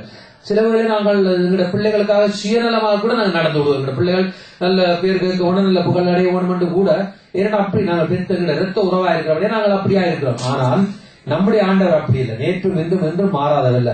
ஒரு வயது போன தாயார் இருக்கிறார்கள், இப்படி எல்லாம் பாலிபர் இருக்கிறார்கள், குடும்பத்தில் இருக்கிறார்கள், சிறு பிள்ளைகள் கைக்குள்ளைகள், இந்த ஏஞ்சல் சாமியில் உட்பட அந்த கைக்குள்ளவர் கூட கர்த்தருக்கு பிள்ளைகள் தான். அவர்களுக்கும் வயது முதிர்ந்தவர்களுக்கும் சரி, வாலிப பிள்ளைகளா இருந்தாலும் சரி, சிறு பிள்ளைகள் குழந்தைகளா இருந்தாலும் சரி, கர்த்தர் அவர்களுக்கு தகப்பன், அவர்களும் பிள்ளைகள் தான், எந்த வித்தியாசமும் இல்லை. ஆகவே இந்த பூமியில் உள்ள தகப்பன்மார்கள் நாங்கள் நல்லா இருக்க வேண்டும் நடத்துவார்கள். ஆனா அவர்கள் அந்த பூமியை கடந்து விட்ட பிறகு நமக்கு எப்பொழுதும் இருக்கிறவர் நம்முடைய ஆண்டவரார். இதைத்தான் ஆண்டவர் மத்தேயு 7ஆம் அதிகாரம் 11 சொல்லுகிறார். நான் வாசிக்கிறேன். பொல்லாதவர்களாகிய நீங்கள் உங்கள் பிள்ளைகளுக்கு நல்ல ஈவுகளை கொடுக்க அறிந்திருக்கும் போது பரலோகத்தில் இருக்கும் உங்கள் பிதா உங்களுக்கு நன்மையானவைகளை கொடுப்பது அதிக நிச்சயம் அல்லவா? பாருங்க, எங்கட தகப்பன்மார்கள் எங்களை படைத்த கடவுளை போல இல்லை, நம்ம போலதான் ஆதாம் வீடாக நாங்க வந்த பாவிகள். ஆனாலும் அவர்களை அந்த பொல்லாதவர்களே தன்னுடைய சொந்த பிள்ளைக்கு என்ன கொடுக்க வேண்டும் அறிந்து நல்ல ஈவுகளை தான் கொடுப்பார்கள். அவர்களுக்கு ஒரு வியாதி வரக்கூடியதோ அல்லது அவர்கள் ஏதாவது ஒரு ஆபத்தான காரியத்திலே அப்படி செய்ய மாட்டார்கள், நல்லதுதான் கொடுப்பார்கள். ஆனா அவர்களே அப்படி அறிந்திருக்கும் பொழுது பரலோகத்தில் இருக்க உங்கள் பரமபிதா உங்களுக்கு நன்மையானவர்களை கொடுப்பது அதிக நிச்சயம் அல்லவா என்று நம்முடைய ஆண்டவர் சொல்கிறார். நாம் கேட்கிற யாவை நம் பெற்றோர் வாங்கி தருகிறார். ஆனால் பூமியில் இருக்கும் வரை தான் அவர்கள் கொடுக்கிறார்கள். ஆனால் நித்தியம் நமக்கு தகப்பனாய் இருப்பவர் நம் கர்த்தர். நாம் எப்பொழுதும் வேண்டிக் கொண்டாலும் நமக்கு நன்மையானதை தருவார். அவர் நன்மையான தந்தபடியா தான் அவரை நாங்கள் பாடி அப்படியாக நாங்கள் கீர்த்தனம் பண்ணுகிறோம், மகிமைப்படுத்துகிறோம். நன்மையான இந்த ஈவும் பூர்ணமான இந்த வரமும் பரத்தில் உண்டாகி ஜோதிகளின் பிதாவிடத்திலிருந்து இறங்கி வருகிறது என்று நாங்கள் பார்க்கிறோம். ஆமென். அந்த நன்மையான ஈவெல்லாம் அந்த பரத்தில் இருந்து தான் வருகிறது. ஆகவே கர்த்தர் நம்முடைய தகப்பனாயிருக்கிறார், நாம் அவரின் பிள்ளைகளாயிருக்கிறோம். அதனால் தான் அவர் நம்மை சில வேளைகளை சிட்சிக்கிறார். ஏன் நம்மை சிட்சிக்கிறார்? நாம் அவருடைய பரிசுத்தத்துக்கு பங்குள்ளவர்களாய் பொருட்டு நம்முடைய பிரயோசனத்துக்காக நம்ம சிட்சிக்கிறார். நம்முடைய பெற்ற தகப்பன்மார்கள் நல்ல காரியங்களை சொல்லுவார்கள், நல்ல ஆலோசனைகள் தருவார்கள். ஆனா இப்படியான தேவன் விரும்புகிற பரிசுத்தத்தை குறித்து அவர்களுக்கு சில அறியாத காரியங்கள் இருந்தாலும், நீங்கள் இந்த சமுதாயத்தில் நல்ல பிள்ளைகளா இருக்க வேண்டும் புத்தியெல்லாம் சொல்லுவார்கள். ஆனாலும் நம்ம பரம தகப்பன் சில வேளைகளில் அவர்களை அழைத்தவர் சிட்சிக்கிறார். சில வேளை இரண்டாவது தம்முடைய பரிசுத்தத்துக்கு பங்காகும் பொருட்டு நம்ம பிரயோசனத்துக்காகவே நம்ம சிட்சிக்கிறார். எபிரேயர் 12ஆம் அதிகாரம் 7வது வசனத்தில் சொல்லப்படுகிறது, நீங்கள் சிட்சை சாய்க்கிறவர்களாய் இருந்தால், அந்த வசனத்தை போடுங்கள். எபிரேயர் 12ஆம் அதிகாரம் 7வது வசனத்திலே, நீங்கள் சிட்சை சாய்க்கிறவர்களாய் இருந்தால் தேவன் உங்களை புத்திரராக எண்ணி நடத்துகிறார், தகப்பன் சிட்சியாத புத்திரர் உண்டோ? அப்படியாக இந்த வசனம் நமக்கு சொல்லுகிறது. அது பிறகு உள்ள வசனத்தை நாங்கள் பார்க்கிறோம். அடுத்த வசனத்திற்கு போட்டு பாருங்க. அடுத்த வசனம் சொல்லுகிறது, நாங்கள் அப்படியாக இந்த வசனம் நாங்கள் சொல்றது, அந்த சிட்சை நமக்கு கிடையாது இருந்தால் நாம் அவருடைய பிள்ளைகளா இராமல் வேசி பிள்ளைகளா இருப்போம் என்று அந்த வேதம் நம்மை எச்சரிக்கிறது. ஆகவே அவர் சிட்சிக்கிறார் என்னதுக்காம், தகப்பன் சிட்சியாத புத்திரன் தகப்பன்மாரும் அடிக்கிறார்கள், உதைக்கிறார்கள். ஆனா பரம தகப்பனம் தம்முடைய பரிசுத்த பங்கா இருக்கும்படி, ஏன் நாங்கள் அப்பா பிதாவின் அவனை அழைக்கி கூப்பிடுவோம்னு சொன்னால் பரிசுத்தம் இல்லாமல் ஒருவன் தேவனை தொழுது கொள்ள முடியாது. அந்த பரிசுத்தத்தை அவர் விரும்புகிறபடியா தான் தம்முடைய பிள்ளைகளை மெதுவாக சிட்சிக்கிறார். எங்களை அடித்துக் கொள்ளுகிறார் அல்ல, ஆனால் சிட்சிக்கிறார். ஏன்? அந்த தகுதியை நாங்கள் பெற வேண்டும் என்று சொல்லி அந்த சிட்சையை நாங்கள் ஏற்றுக்கொள்ளாமல் விடுவோமானால் அப்படியே நாங்கள் வேசி பிள்ளைகள் என்று அந்த வேதம் சொல்லுவது. நமக்கு அப்படியான காரியம். ஆகவே நமக்கு ஒரு தகப்பன் உண்டு, நாம் கலங்க தேவையில்லை. நமக்கு நல்லதையே செய்வார், நாம் அனாதைகள் இல்லை. என்னென்னு சொன்னால் இந்த பூமியில் உள்ள நம்முடைய அப்பா இறந்து போனாலும் நாங்கள் அனாதை என்ற ஒரு விஷயம் நாங்கள் நினைக்கலாம். எங்களிடத்துல தேவ சமூகத்தில் இருக்கிற உங்களுக்கு ஒரு தகப்பன் உண்டு, நீ அவருடைய பிள்ளையா இருக்கிறாய் என்றால் ஆவியானவர் தாமே உங்களுக்கு சாட்சி கொடுக்கிறார், நீ அவருடைய பிள்ளை என்று சொல்லி. நாமும் அவருடைய பிள்ளைகளாக இருந்து அவருக்குள் கீழ்ப்படிந்து அவருடைய கற்பனைகளை கைக்கொள்ளுவோம். சர்வ சிருஷ்டியை சிருஷ்ட கர்த்தர் வானத்தையும் பூமியையும் படைத்தவர், அவர் நமக்கு தகப்பனாய் இருப்பாரானால் நாம் எவ்வளவு பாக்கிய பெற்ற ஜனமாய் இருக்கிறோம். அதனால் தான் நாம் அப்பா பிதாவே என்று பாடுகிறோம், கூப்பிடுகிறோம். அந்த உரிமையை கர்த்தர் நமக்கு தந்திருக்கிறார். என்னை தேடி இயேசு வந்தார் என்ற பாடல் நாங்கள் தெரியும். மகனானேன் மகளானேன் அப்பா பிதாவே என்று அழைக்கும் உரிமையை எனக்கு கொடுத்தாண்டு பார்க்கிறோம். இன்னும் பார்த்தால் இந்த சகல ஜனங்களை கைவிட்டு அப்பா பிதாவே என்று அழைக்கும் பாக்கியம் கொடுத்தாரே, அவர் பிள்ளையா நான் மாறுட கிருமையை பொழிந்தாரே என்று சொல்லி நாங்கள் ஏன் பாடுகிறோம்? அவரை அப்பா பிதாவே என்று கூப்பிடுற உரிமை அந்த அவருடைய ஜனங்களுக்கு தான் அந்த உரிமை இருக்கிறது. ஆகவே அவருக்கு அதை கொடுத்திருக்கிறார். உங்களுக்கு தெரியும், நான் சுருக்கமா சொல்லுறேன். கெட்ட குமாரன் சம்பவம் சீக்கிரம் வாசிப்போம். லூக்கா 15ஆம் அதிகாரம் 21 24 வரை சீக்கிரம் வாசிப்போம். லூக்கா 15ஆம் அதிகாரம் 21 24. குமாரன் தகப்பனை நோக்கி, தகப்பனே, பரத்துக்கு விரோதமாகவும் உமக்கு முன்பாகவும் பாவம் செய்தேன். இனிமேல் உம்முடைய குமாரன் என்று சொல்லப்படுவதற்கு நான் பாத்திரன் அல்ல என்று சொன்னான். அப்பொழுது தகப்பன் தன் ஊழியக்காரனை நோக்கி, நீங்கள் உயர்ந்த வஸ்திரத்தை கொண்டு வந்து இவனுக்கு உடுத்தி, இவன் கைக்கு மோதிரத்தையும் கால்களுக்கு பாதரட்சையும் போடுங்கள். கொடுத்த கன்றை கொண்டு வந்து அடியுங்கள், நாம் புசித்து சந்தோஷமாயிருப்போம். என் குமாரனாகிய இவன் மரித்தான், திரும்பவும் உயிர்த்தான், காணாமல் போனான், திரும்பவும் காணப்பட்டான் என்றான். அப்படியே அவர்கள் சந்தோஷப்பட தொடங்கினார்கள். அல்லேலூயா. உங்களுக்கு தெரியும், இந்த கிட்ட குமாரன் இளைய குமாரன் சொல்லப்படுது. அவன் தேவனுடைய ஆஸ்தியை அப்படி அழிக்கும்படியாக எல்லாம் பிரித்து கொண்டு போய் பண்டிகை வைத்த தவிட கூட திண்டு அப்படியாக புத்தி தெளிந்தவனாய் மாறி திரும்ப எங்க போய் தகப்பன் வீட்டு தான் வர வேண்டும் என்று சொல்லி வந்த அந்த காரியங்கள் உங்களுக்கு ஆவிக்குரிய ரீதியில பார்க்கும் பொழுது, இந்த உலகத்துல நாங்கள் இவ்வளவுதான் சொத்து 10 ஆஸ்தியோட நாங்க வாழ்ந்தாலும் அதெல்லாம் வெறுமையா ஒரு நாளை சீரோவா போயின உடனே தேவனிடத்துலதான் நாங்க வர வேணும். ஏன்னா அப்படித்தான், அப்படிப்பட்ட தேவன். ஆனா அவர் ஏன் இவ்வளவு நாள் வரவில்லை என்று ஆண்டவர் கர்த்தர் புறமே தள்ளுவர் அல்ல. இந்த தகப்பனை போல கொண்டு கொடுத்த கன்றுகளை அடித்து அப்படியே மோதிரங்களை எடுத்து விட்டு பாதரட்சிகள் உடுத்து விட்டு அப்படியே சந்தோஷமாய் கொண்டாடுகிற தேவனாய் இருக்கிறார். நாங்களும் இதே போலதான் பரமதகப்பன் நாங்கள் மனம் திரும்புகிற போது நமக்காக சந்தோஷப்படுகிறார். நமக்கு உயர்ந்த வஸ்திரத்தை உடுத்தி கைக்கு மோதிரம் போட்டு பாதரட்சிகளை கால்களுக்கு போட்டு அழகுபடுத்தி கொளுத்த கன்றுகளை அடித்து புசிக்க கொடுப்பாராம். ஏனென்று சொன்னால் என் மகன் தூரமாய் என்னை விட்டு போயினான், மீண்டும் என்னிடத்திலே என் தகப்பனத்து வீட்டுக்கு தகப்பன் வீட்டுக்கே வந்திருக்கான். இந்த நாள்ல புதிதாக வந்தவர்களா இருந்தாலும் சரி, அல்ல ரட்சிக்கப்பட்டவர்களா இருந்த விசுவாசிகளா இருந்தாலும் சரி, நாங்கள் ஏதாவது ஒரு காலத்தில் தேவனை விட்டு அந்த பிதாவை விட்டு விலகி இருப்போமானால் நாங்கள் அந்த ஏற்ற வேளையில் அந்த பிதா நம்முடைய வீட்டில் எங்களுக்கு தேவனுடைய சபையில் எங்களை கொண்டு வந்து சேர்த்திருக்கிறார். நாங்கள் மனம் திரும்புவோமானால் ஆண்டவர் இன்னும் அவர் சந்தோஷப்படுகிறார், எங்களை அழகுபடுத்தி பார்க்கிறவராயிருக்கிறார். ஆகவே கர்த்தர் நமக்கு தகப்பனாயிருக்கிறார், நாம் அவருடைய பிள்ளைகளாய் இருக்கிறோம் என்று நாங்க பார்த்தோம். 4வது காரியம் சீக்கிரமாய், கர்த்தர் நமக்கு எசமானாய் இருக்கிறாய், நாம் அவருடைய அடிமைகளாய் இருக்கிறோம். கர்த்தர் நமக்கு எசமானாய் இருக்கிறார், நாம் அவர்களுடைய அடிமைகளாய் இருக்கிறோம். நாம் முன்பு ஒரு காலத்தில் பிசாசுக்கு அடிமைகளாய் இருந்து அவருடைய நடத்துபடி நம்முடைய இஷ்டப்படி எல்லாம் செய்து வந்தோம். பாவத்தை பச்சை தண்ணி போல பருகி வந்தோம். ஏன்னா பிசாசுங்களை நடத்தினான். அதனால் நமக்குள் இருள் இருந்தது. பாவத்துக்கு அடிமைகளாய் இருந்தோம். தெய்வம் அல்லாத தெய்வங்களை எல்லாம் நாங்கள் வணங்கினோம். ஆனால் தேவன் தம்முடைய ஒரே பேரான குமாரனை தந்து இவ்வளவாய் உலகத்தில் அன்பு கூர்ந்தார். அதனால் அவரின் அடிமைகளாய் இன்று நாங்கள் மாற்றப்பட்டிருக்கிறோம். உண்மைதான், தேவனுடைய பிள்ளைகளாக வந்தபோது பாருங்க, அவரை பாடிக்கொண்டே இருக்கணும் போல இருக்கும். நாங்கள் ஜெபத்திலே 4 சுவருக்கு கதவு ரூமில நாங்கள் பூட்டி போட்டு ஜெபித்து பாடி திருத்து கொண்டு அவரோடையே இருக்கணும் போல என்ற எண்ணங்கள் வருகிறது. அந்த இன்ப பிரசனத்தை ருசித்தவர்களுக்கு அது தெரியும். ஏனென்று சொன்னால், நாங்கள் ஒரு காலத்திலே இஷ்டம் போல அந்த பிசாசிலே இருந்த பொழுது நினைத்தபடியெல்லாம் நாங்கள் செய்வோம். அதுவும் எங்களுக்கு ஒரு நல்ல ஒரு இன்ட்ரெஸ்டான வாழ்க்கையா இருந்தது. ஆனாலும் தேவன் ஏற்ற வேளையில் அந்த பிசாசின் அடிமைத்தனத்திலிருந்து எங்களை மீட்டு தம்முடைய பிள்ளைகளாய் மாற்றினபடியால், ஆகவே அவருக்கு எங்களை அடிமையாக மாற்றுகிறோம். நாங்கள் இப்ப இயேசு அடிமைகளாக மாற்றப்பட்டிருக்கிறோம். என்று சொன்னால், இருள் சூழ்ந்து இருந்த வேளையிலும் எங்களுக்கு தவித்து நாம் மறிக்கவும் முடியாமல் வாழ முடியாமல் தவித்து பாவத்தில் நிறைந்தவளாய் இருந்த வேளையிலும், அந்த பிசாசின் அடிமைத்தனத்தில் இருந்தவளும் தேவனங்களை தெரிந்து கொண்டார். நாங்கள் அவருக்கு அடிமையாக இருக்கோம். அவர் எங்கள் இசமான். எங்களை ஒரு பொருட்கள் நாங்கள் எண்ண முடியாது. நாம் தேவனுக்கு அடிமைகள், அவர் நம்முடைய இசமான். அதுவும் வேதம் அழகாய் சொல்லுகிறது. சங்கீதம் 123:2 சீக்கிரமாய் வாசிப்போம். சங்கீதம் 123:2.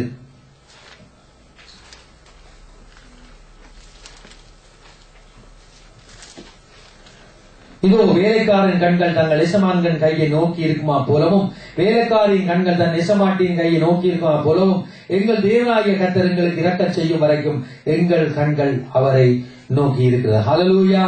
பாருங்க, வேலைக்காரன் கண்கள் தங்கள் எசமான்கள் எசமாட்டிகள் கையை நோக்கி இருக்குமா போல எங்கள் தேவனாகிய கர்த்தர் எங்களுக்கு இரக்கம் செய்யும் வரைக்கும் எங்கள் கண்கள் அவரை நோக்கி இருக்கிறது. இந்த உலகத்தில் எத்தனையோ விஞ்ஞான வளர்ச்சிகள், எத்தனையோ கம்ப்யூட்டர் காரிய அறிவுகள் வளர்ந்து இருக்கலாம். ஆனாலும் எல்லா காரியத்திலையும் நாங்கள் பெற்றுக்கொள்ள முடியாது. அந்த பரமதகப்பன் நமக்கு எசமான், அந்த பூமி அனைத்துக்கும் ராஜாவாக அந்த எசமான் அவருக்கு கரத்தில் இருந்தால் நாங்கள் அதை பெற்றுக்கொள்ள. அதைத்தான் நாங்கள் அவர் எசமான், நாங்கள் அடிமையா இருக்கிறோம். வேலைக்காரன் தான் எசமாட்டிய கைகளை பார்த்திருக்குமா போல எங்கட கண்களும் அவரை நோக்கி பார்த்து கொண்டு என்னத்துக்காம் எங்களுக்கு இரக்கம் செய்யும் வரைக்கும் என்று சொல்லி. ஒரு அடிமைக்கு உங்களுக்கு தெரியும், அடிமை என்று சொன்னால் ஒரு அடிமைக்கு அவருடைய எசமான் இறங்கினால் ஒழிய வேறொருவரும் இறக்க மாட்டார்கள். ஏனென்றால் அவன் அந்த எசமானுக்கு அவன் அடிமையாக விற்கப்பட்டான். நேரத்தில் வாய்த்தான் உங்களுக்கு தெரியும். அடிமை பெண்ணாகிய ஆகார் என்று சொல்லப்படுகிறது. நாகம்மானுடைய அந்த சிறுமி குஷ்டரோகம் அடிமை பெண்ணாகிய அந்த சிறுமி சொல்லித்தான் அந்த எலிசாபத்தில் அவர் வருகிறான். இப்படி வேதத்தில் உங்களுக்கு சொல்லப்படுகிறது. அப்படியாக அடிமைகளாக விற்கப்படுற காரியம். யோசேப்ப கூட அடிமையாக அவங்களை அப்படியா போட்ட உங்களுக்கு காரியங்கள் எல்லாம் தெரியும். ஆகவே அதனால்தான் அந்த எசமான் அந்த அடிமைக்கு இரக்கம் செய்தால் ஒழிய வேற இல்லை. அந்த அடிமை எப்பொழுதும் அவருடைய வீட்டு வேலைக்காரனாக இருப்பார். நாங்கள் முதல் பார்த்தோம், முதலாளி அவர் கர்த்தர் முதலாளி, நாங்கள் உடன் வேலையாளர். அது வேற காரியம். நாங்கள் ஒரு 8 மணி நேரம் கம்பெனியில எப்படி வேலை செய்யறோம், அதே மாதிரி தான் 6 வருகிறோம். 3 மணி தலைமை நாங்கள் போறோம், சொல்ல போறோம். அது ஒரு குறிப்பிட்ட வேலையை அவர் சொல்ற காரியம். ஆனா இது அவனுடைய பாதத்திலேயே அடிமையா எப்பொழுதும் இருக்கிறவர். அந்த வேலைக்காரன் அந்த எசமான் இறங்கினால் ஒழியாமல் எதையும் பெற்றுக்கொள்ள முடியாது. எசமான் சாப்பிட்ட பிறகுதான் அவன் சாப்பிட முடியும். எசமான் நித்திரைக்கு போன பிறகுதான் அந்த அடிமை தூங்க முடியும். தான் நினைத்தபடி எல்லாம் நடக்க முடியாது. ஆகவே நாமும் தேவனுடைய அடிமையா இருந்தால் நம்முடைய எண்ணப்படியோ நம் சித்தப்படியோ அல்லது ஞானத்தின் படியோ என்று சொல்லி எதையும் சொல்லி செய்ய முடியாது. அது சபை காரியமோ நாம் சொந்த காரியமோ இதுவா இருந்தாலும் தேவனுடைய, அதாவது கர்த்தருடைய சித்தப்படி அவருடைய அனுமதியை பெற்றுத்தான் நாங்கள் செய்ய வேண்டும். அதற்காக தான் நாம் அவருடைய பாதத்தில் எப்பொழுது காத்திருந்து அவருடைய சித்தத்தை அறிய வேண்டும். எங்களுடைய சித்த ஒரு அடிமை அவர் ரிசமான இருப்பா, நான் அடிமையா இருப்பான்னு சொன்னா அவர் ரிசமான இந்த வீட்டுல என்னுடைய அடிமையா இருக்கிற நான் எதையும் என்னுடைய ஞானத்திலோ என்னுடைய சித்தப்படி என்னுடைய நினைவின்படி செய்ய முடியாது. ஏன்னா அது அந்த இசமாவுடைய அனுமதியை பெற்றுத்தான் செய்ய வேணும். அதுக்காகத்தான் நாம் அவருடைய பாதிர போக காத்திருக்க வேணும். ஊழியமா, திருமண வேதியா, திருமணமா அல்லது வேதியா, பணக்காரியமா, எதுவாக இருந்தாலும் அவருடைய சித்தம் செய்ய வேண்டும். அதான் நாங்கள் பாடுகிறோம், எசமானே நெண்ணம் எல்லாம் என் நெருக்கம் எல்லாம் சித்தம் செய்வதுதான் என்று சொல்லி. ஏனென்று சொன்னா அப்படி நாங்கள் பாடுகிறோம் சொன்னால் அந்த ஆண்டவருடைய ஏனென்று சொன்னால் நாங்கள் பாடுகிறோம், உமக்காகத்தான் வாழ்கிறேன், உம்மைத்தான் நேசிக்கிறேன், ஐயா உமக்காகத்தான் வாழ்கிறேன், உம்மைத்தான் நேசிக்கிறேன், பலியாகி என்னை மீட்டீரே, பலியாகி என்னை மீட்டீரே, பரலோகம் திறந்தீரையா, பரலோகம் திறந்தீரையா, எசமானனே எசமானனே என் இயேசு ராஜனே, உயிர் வாழும் நாட்களெல்லாம் ஓடி ஓடி உழைத்திடுவே, நான் உயிர் வாழும் நாட்களெல்லாம் ஓடி ஓடி உழைத்திடுவே, அழைத்தீரே உம் சேவைக்கு, என்னை அழைத்தீரே உம் சேவைக்கு, அதை நான் மறப்பேனோ, அதை நான் மறப்பேனோ, எசமானனே என் இயேசு ராஜனே, எசமானனே என் இயேசு ராஜனே, எண்ணமெல்லாம் ஏகமெல்லாம் உம் சித்தம் செய்வது தானே, என் எண்ணமெல்லாம் என் ஏகமெல்லாம் உம் சித்தம் செய்வது தானே, எசமானனே எசமானனே என் இயேசு ராஜனே. எசமானனே எண்ணமெல்லாம் என் நெருக்கமெல்லாம் உம் சித்தம் செய்வதான் இந்த பக்தன் தந்த பேஸ்வான்ஸ் பாடிக்கு அது மாதிரிதான் நாங்களும் அவருடைய எசமான சித்தத்தை அறிந்து செய்களா இருப்போம். நாங்கள் வாசிக்க போறோம் லூக்கா 17ஆம் அதிகாரம் 7வது வசனத்திலிருந்து 10ஆம் வசனம் வரை. லூக்கா 17ஆம் அதிகாரம் 7வது வசனத்திலிருந்து 10வது வசனம் வரை. சீக்கிரமாய். உங்களில் ஒருவருடைய ஊழியக்காரன் உழுது அல்லது மந்தையை மேய்த்து வயலிலிருந்து வரும்போது எஜமான் அவனை நோக்கி, நீ முன்பு போய் சாப்பிட்டு வா என்று அவனுக்கு சொல்வானோ, நீ எனக்கு சாப்பாடு ஆயத்தம் பண்ணி அரை கட்டி கொண்டு நான் போஜனம் பண்ணும் அளவும் எனக்கு ஊழியம் செய், அதற்கு பின் நீ புசித்து குடிக்கலாம் என்று அவனுக்கு சொல்வான் அல்லவா? தான் கட்டளையிட்டவைகளை அந்த வேலைக்காரன் செய்வதற்காக அவனுக்கு உபசாரம் செய்வானோ? அப்படி செய்ய மாட்டானே. அப்படியே நீங்களும் உங்களுக்கு கட்டளையிட்டபடியே யாவற்றையும் செய்த பின்பு, நாங்கள் அப்பிரயோஜனமான ஊழியக்காரன், செய்ய வேண்டிய கடமையை மாத்திரம் செய்வோம் என்று சொல்லுங்கள். ஹல்லேலூயா. எசமான் நமக்கு கட்டளையிடும் வரைக்கும் காத்திருக்க வேண்டும். அவர்களுக்கு பணிவிட செய்ய முடியும். அவருக்கு பணிவிட செய்ய ஓடும்படியாத்தான் நாங்கள் அவருடைய அடிமையா இருக்கிறோம். அவர் கட்டளையிட்ட வேலை நாம் செய்த பின்பு நாங்கள் அப்பிரயோசமான ஊழியக்காரர்கள் செய்ய வேண்டிய கடமை மாத்தோம் செய்தோம் என்று சொல்லுங்கள் ஆண்டவர் சொல்லுகிறார். இதில் எங்களில் ஒன்றும் இல்லை. அவருடைய அடிமையா இருந்து அவருடைய வீட்டில் அவருடைய வாரத்தில் இருந்து அவருடைய காரியத்தை அவருக்கு உபசரித்து அவருக்கு செய்த அந்த சம்பவத்தை போலதான் நம்முடைய ஆண்டவருடைய சித்தத்துல பாத்திர இருந்து செய்கிறது. அது செய்து சில வேளை நாங்கள் அது வெற்றியா வருமா இருந்தால் அல்லது நான் செய்து விட்டோம்னு சொன்னா இதுல எங்களுக்கு ஒன்றுமில்லை. நாங்கள் அப்புரியோசமான ஊழியக்காரன் செல்வோம். ஏனென்றால் அவர் மனுஷனை நினைப்பதற்கும் அவர் எண்ணுவதற்கும் அவர் மாத்திரம். வானத்தையும் பூமியை படைத்த கர்த்தர். அவர் பூமி இனத்துக்கு ராஜா. பூமியின் நிறைவும் அது கர்த்தருடையது. நாம் அவருடைய அடிமைகள். அப்புரியோசமானவர்கள், எங்களில் ஒன்றுமில்லை. அவர் சொல்வதை நாங்கள் செய்கிறவர்கள், அவர் பாதங்களுக்கு எப்பொழுதும் கிடக்கிறவர்கள். ஆகவே கர்த்தர் நமது எசமானாய் இருக்கிறார், நாம் அவரின் அடிமைகளாய் இருக்கிறோம். நாங்கள் முதல் பார்த்தோம், அவர் முதலாளி, நாம் உடன் வேலையாக்குகின்ற அது வேறு காரியம். அது குறிப்பிட்ட நேரத்தில் அது வேலை செய்யறது ஆராதனையோ அல்லது சுவிசேஷங்களோ உபவாசக்கூட்டமா இருந்தாலும்.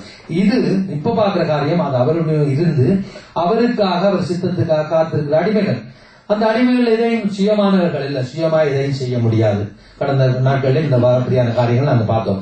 ஆகவே நாம் எதை செய்தாலும் அவருக்காக செய்கிறோம் என்ற எண்ணம் நமக்கு இருக்க வேண்டும். ஏசாயா 55:8 கர்த்தர் சொல்லுகிறார், என் நினைவுகள் உன் நினைவுகள் அல்ல, உங்கள் வழிகள் என் வழிகள் அல்ல. அவருடைய நினைவுகள் எங்களுடைய நினைவுகள் அல்ல. எங்களுடைய நினைவுகள் மனுஷோட நினைவுகள் வேற மாதிரி இருக்கும். அவருடைய வழிகள் எங்களுடைய வழிகள் அவர் கர்த்தருடைய வழிகள் அல்ல. நாங்கள் எங்கேயோ வழி தப்பி போன ஆடுகளை போல இருந்தோம். ஆனா ஆண்டவர்களை மந்தையில சேர்த்துக் கொண்டார். ஆகவே எங்கட வழிகள் எங்களுடைய நினைவுகளை கர்த்தரிடத்துல நாங்கள் திணிக்க முடியாது. அவர் சொல்லுகிறார், உன் நினைவுகள் என் நினைவுகள் அல்ல, உங்கள் வழிகள் என் வழிகள் அல்ல. அவரே வழியும் சத்தியம் ஜீவனமாயிருக்கிறார். இந்த மகாபெரிய தேவனுக்கு ஊழியம் செய்வது எவ்வளவு பாக்கியம், யாருக்கும் கிடைக்காத ஒன்று. அவர் நம் நேசமான், நாம் அடிமைகள், அவருடைய அடிமைகள் என்ற உணர்வு எங்களுக்கு இருக்கோம். நாங்கள் பார்த்தோம், அவர் நம்முடைய மேய்ப்பனா இருக்க நாங்கள் ஆடுகள் என்று பார்த்தோம். அவர் முதலாளியா இருக்கிற நாங்கள் அவருடைய உடன் வேலையாட்களா இருந்தோடு பார்த்தோம். அவர் தகப்பனா இருக்கிறார், நாங்கள் பிள்ளைகளா இருக்கிறோம் பார்த்தோம். பிறகு பார்த்தோம் அவர் இஷ்டமானா இருக்கிற நாங்கள் அவருடைய அடிமைகளா இருக்கோம். இப்ப நாங்க பார்க்க போறோம் சீக்கிரமா. கர்த்தர் நம்முடைய சிநேகிதர், நாம் அவருக்கு நல்ல நண்பராக இருக்க வேண்டும். நாங்கள் வாசிப்போம் யோவான் சுவிசேஷம் 15:15 சீக்கிரம் வாசிப்போம். கர்த்தர் நம்முடைய சிநேகிதர், நாம் அவருடைய நண்பனாக இருக்கிறோம். 2 ஒன்றுதான், ஆனால் அதுல கொஞ்சம் வித்தியாசம் இருக்கிறது.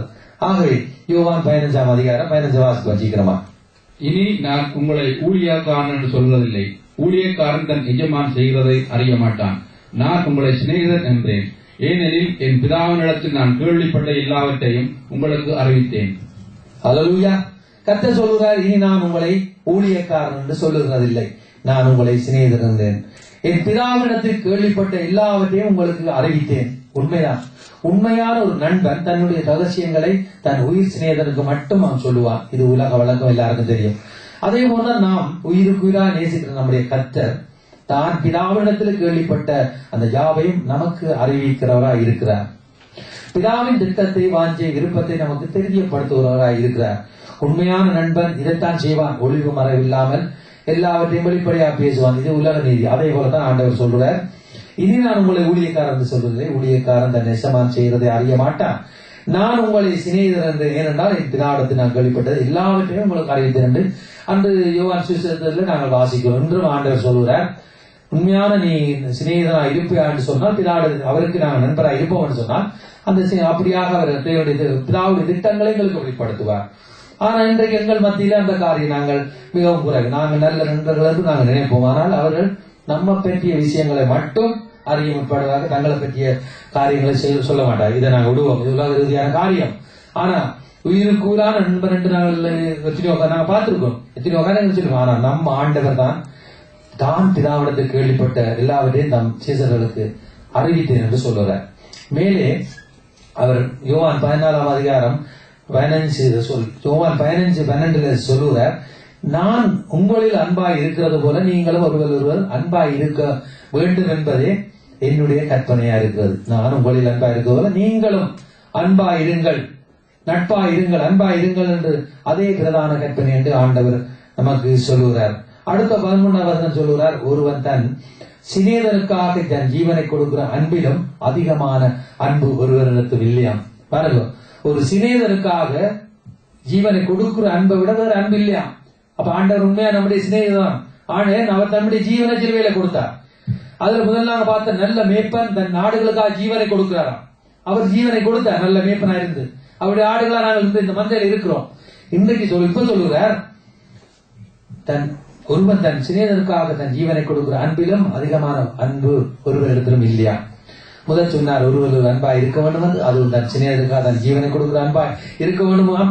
ஏனென்றால் அந்த அன்பிலும் வேறு அதிகமான அன்பு இல்லையா, அது புனிதமான ஒரு அன்பு. ஆகவே கர்த்தர் நம்மை பார்த்து தன்னுடைய சிநேகிதர் என்று சொல்லுகிறார். அதனால் தான் தம்முடைய ஜீவனை நமக்காக கொடுத்தார்.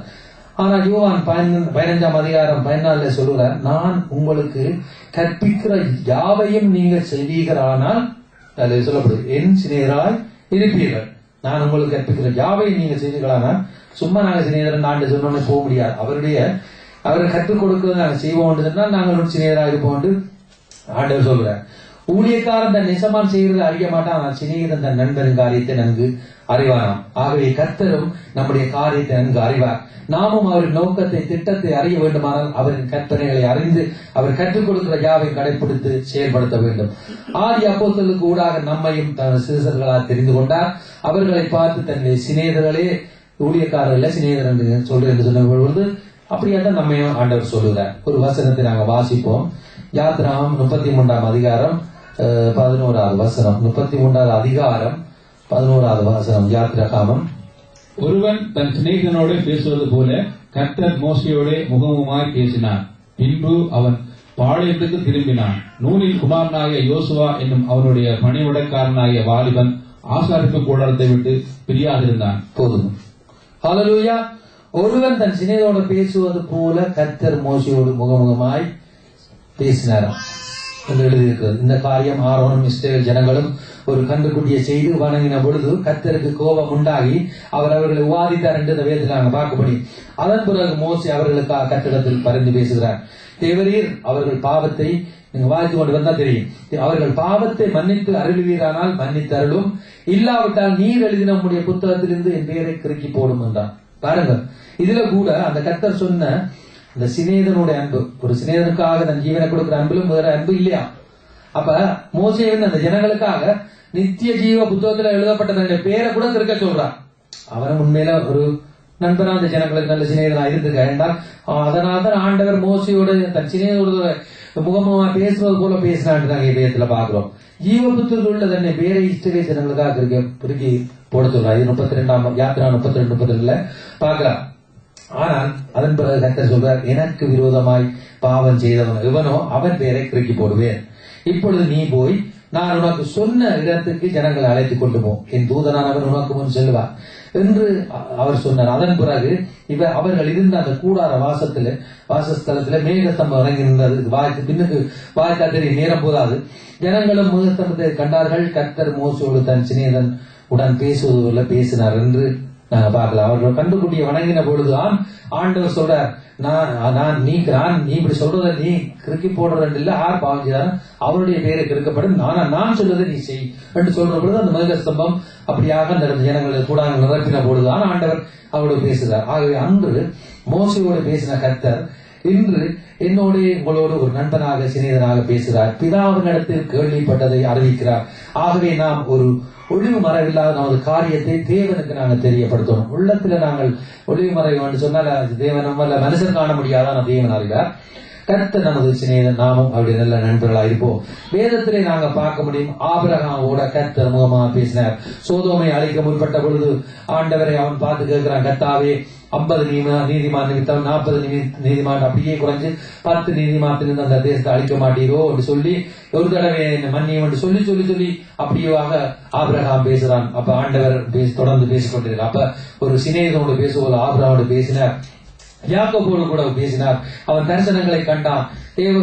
தேவதூர்கள் அப்படியாக பர்வதத்துக்கு ஏறுகிறாங்கிற அந்த தரிசனத்தை கண்டார்கள். அது மட்டுமில்ல, தேவனோடு நேருக்கு சண்டை போட்டு துணை சந்து ஒழுக்கின சம்பவங்களோட வேதத்தில் உங்களுக்கு வாய்த்தா தெரியும். என்னை ஆசீர்வாய்த்தால் ஒழியும் நான் விடப்போல் என்று கூட அந்த யாக்கோபு ஒரு நண்பனை ஒரு சிநேகிதனோடு பேசுறது போல ஆண்டவரை பிடித்துக் கொண்டாங்க பார்க்கிறோம்.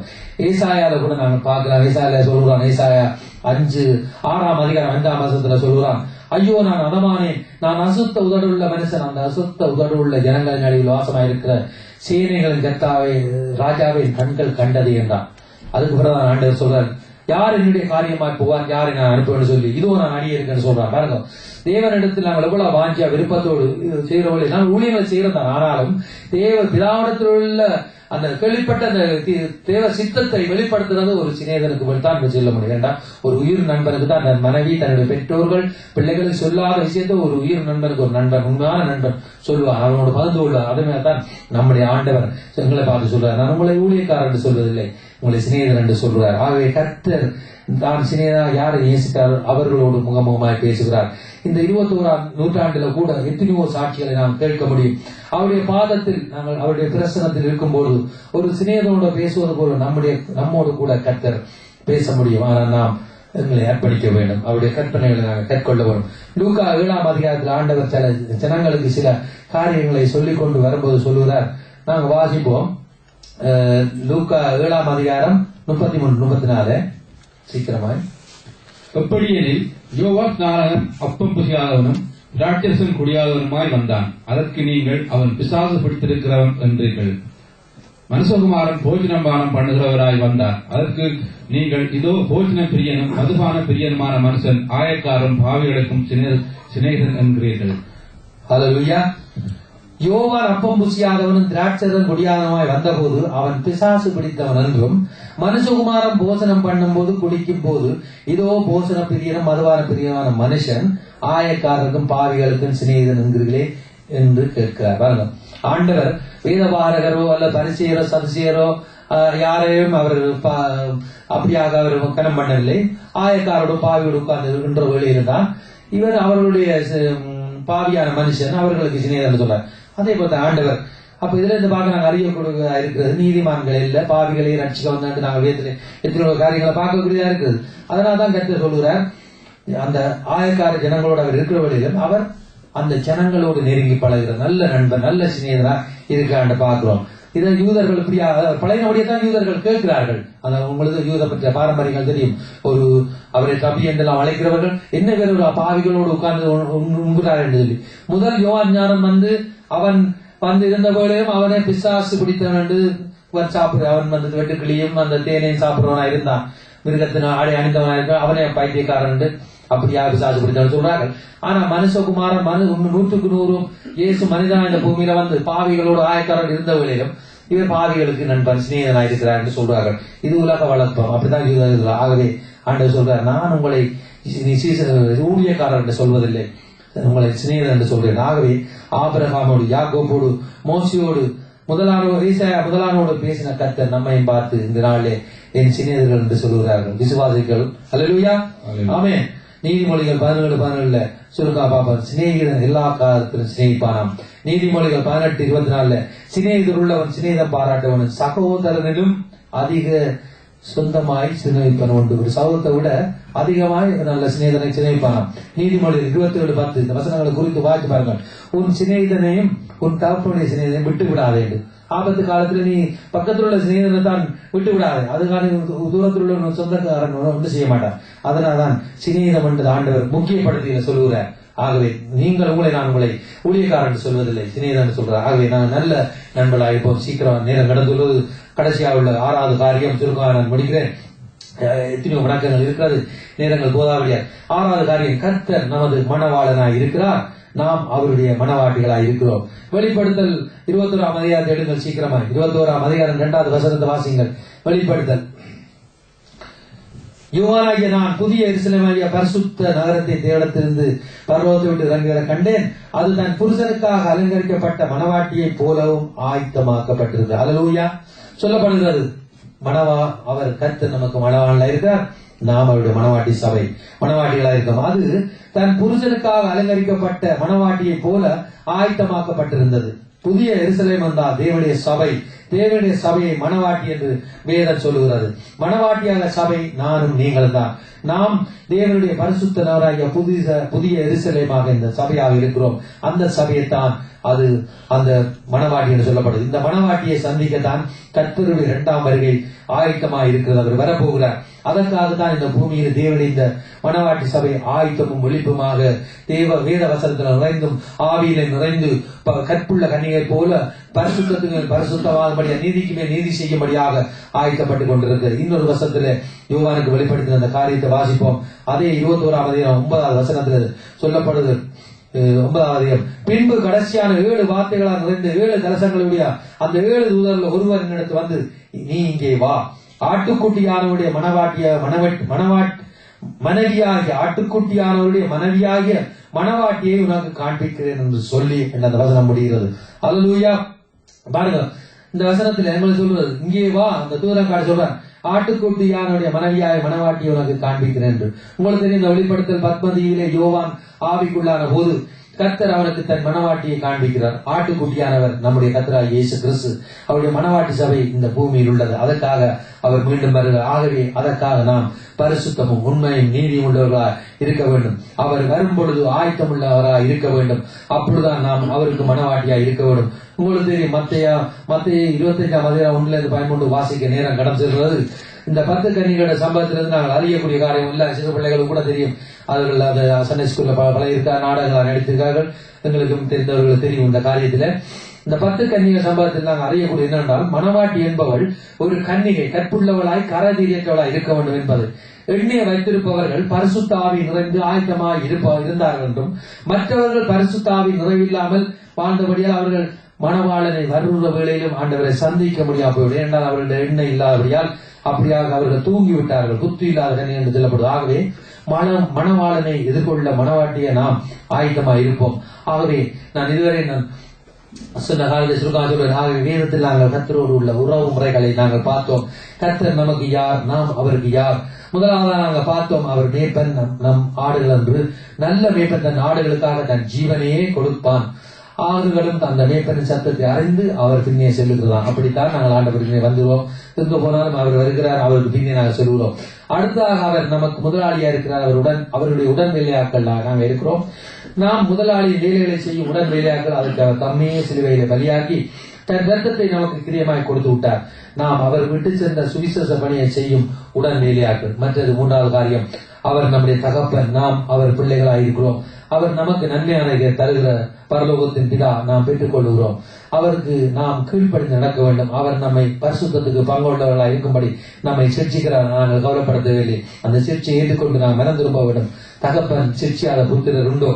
அடுத்தது அவர் நம் எஷமான், நாம் அவரின் அடிமைகள். அவருடைய சித்தத்தை அறிந்து செயல்படுகிற ஒரு அப்பிரயோசனமான ஊழியக்காரர்கள். நமக்கு என்று எதுவும் இல்லை, எல்லாம் அவர் கொடுத்தது. அவர் நமக்கு இரக்கம் செய்கிறார். பிசாசின் அனுமத்திலிருந்து நம்மை மீட்ட எஷமான் அவர் இரக்கம் செய்யும் வரைக்கும் அந்த வேலைக்காரன் எசமாட்டிய கையில எசமாட்டிய கரங்களை காத்திருக்கிற போல நாங்கள் காத்திருக்கிறோம். அவர் எசமான். இன்னும் அவர் நம்முடைய சிநேகிதர். நாம் யார் சொல்லுகிறார், இனி உங்களை சீசர்கள் என்று சொல்வது இல்லையா, சிநேகிதர் என்று சொல்லுகிறார். சிநேகிதருக்கு சொல்வது போல பிதாவிடத்திலே கேள்விப்பட்டதை நமக்கு சொல்லுகிறார். மோசையோடு முகமுமாய் பேசினது போல நம்முடைய கர்த்தர் ஒன்றினாலே பேசுகிற தெய்வமாய் இருக்கிறார். அவர் நம்முடைய மணவாளன், நாம் மணவாட்டிகள். அவர் வருகைக்கு காத்திருக்கிறோம். காரைதீர்த்த கற்புள்ள கனிகளாய் இருந்து அவரை எதிர்கொள்வோம். மணவாள வரப்போறார். ஆமென். அல்லேலூயா. சிறு பாடல்கள் பாடுங்கள். அல்லேலூயா. கருத்து நல்ல அருமையான வார்த்தைகளை தேவன் தந்திருக்காரு. நாளே இந்த காரியமாக 6 பெரிய பிரசங்கம். ஒன்று எடுத்தாலே எத்தனையோ பிரசங்கம் பைபிள் கேம்பெயின் நடத்தி விட்டு போலாம். ஆனா சுருக்கமா இந்த இடத்துல தேவனை தியானத்தை நாங்க பார்த்தோம். இயேசு நல்ல மேய்ப்பனா இருக்கார். அல்லேலூயா. அல்லேலூயா. காணிக்கு மேலாக சோதிக்கப்பட ஒரு நாளும் விடமாட்டா. காணிக்கு மேலாக சோதிக்கப்பட ஒரு நாள் விடமாட்டா. தாங்கிடும் பிறந்தருவா, தப்பி செல்ல வழி செய்வா. தாங்கிடும் பிறந்தருவா, தப்பி செல்ல வழி செய்வா. தப்பி செல்ல வழி செய்வா. எங்கள் துக்கம் சந்தோஷமாய் மாறும்.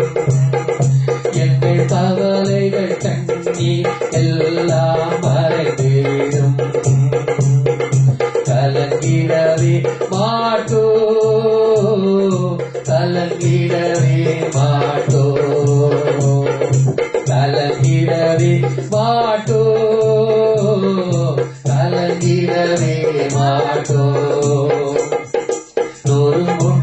இதயம் தேற்றுகிறார், துணைந்த உள்ளம் தாங்குகிறார். நொறுங்குண்ட இதயம் தேற்றுகிறார், உடைந்த உள்ளம் தாங்குகிறார். காயங்கள் அனைத்தையும் கட்டுகிறார், கண்ணீர் துடைக்கிறார். காயங்கள் அனைத்தையும் கட்டுகிறார், கண்ணீர் துடைக்கிறார். நம் கண்ணீர் துடைக்கிறார். கலங்கிடவே வேண்டாம், கலங்கிடவே வேண்டாம். நம் இயேசு கைவிட